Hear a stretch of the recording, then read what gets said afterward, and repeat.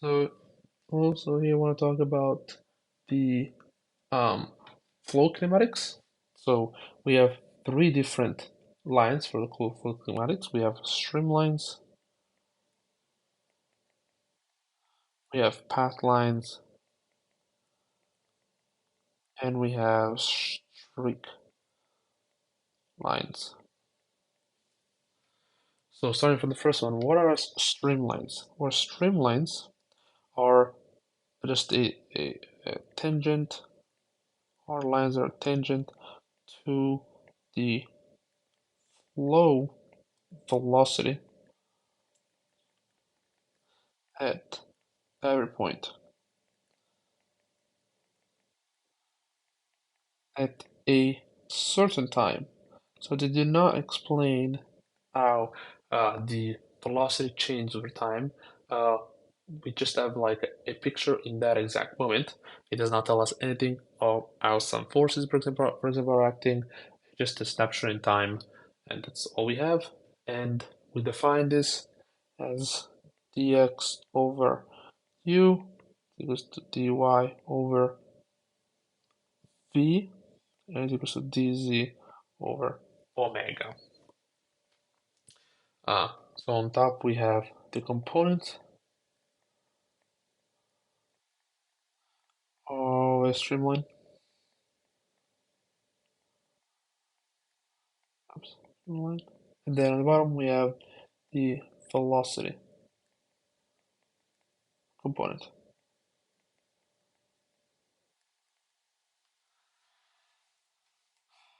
Um, for example, if we have a flow in two dimensions on the x, y plane, we would just end up getting dx over u is equals to dy over v.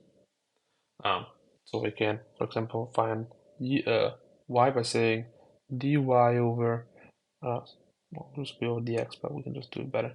Dy is equals to um, v over u dx. So we have y is equals to the integral of v over u dx.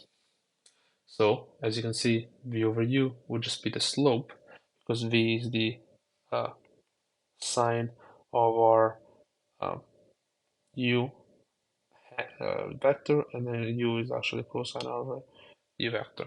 Sine and cosine components, which are just the slope of the two.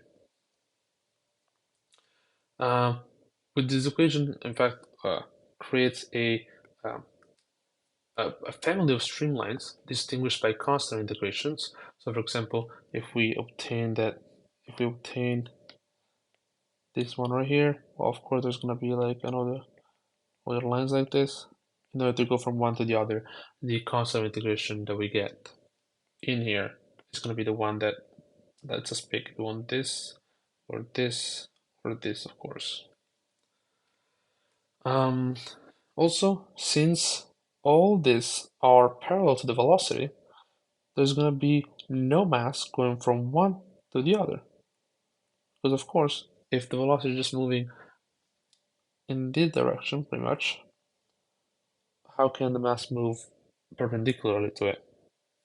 There's not going to be uh, any time where we're going to have um, a mass going from one instrument to the other. And another interesting thing is that if you imagine there's an object here, we, an object itself, an object surface, is a streamline. So any streamline can be replaced by a solid wall. There's no need to think about it too much. You can just substitute any line that you want with the solid wall. So solid wall, technically speaking, are streamlines. Now the other uh, type of lines that we had were path lines. So path lines are the path traced by a moving fluid particle. So for example, if we have a particle at this point here, this point here, and this point here, and this point here, then of course the path line is just a line that connects all these points together, so we can understand what is the movement. And then we have streak lines, which instead is a union of different particles at the same time that have passed through the same point. So for example, imagine we have a car right here.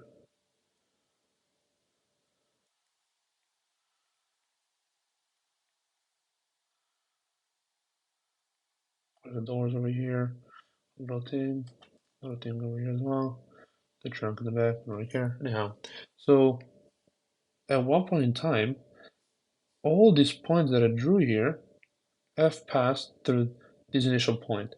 And then they've all made this line right here. What is it?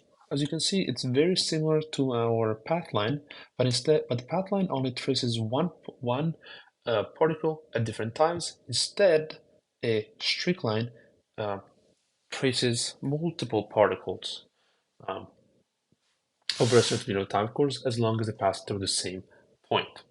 So these are the three different kind of lines that you might, you're probably gonna get.